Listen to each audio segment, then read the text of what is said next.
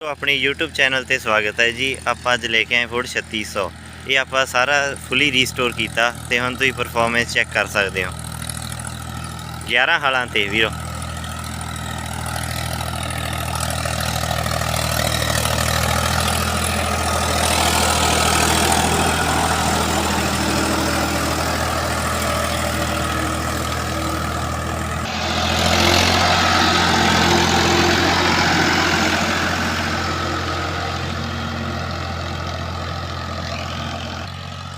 यह ट्रैक्टर वीरो आप फुली रीस्टोर किया, इसका फस्ट टाइम ही टेस्टिंग आ, तुम देख सकते हो।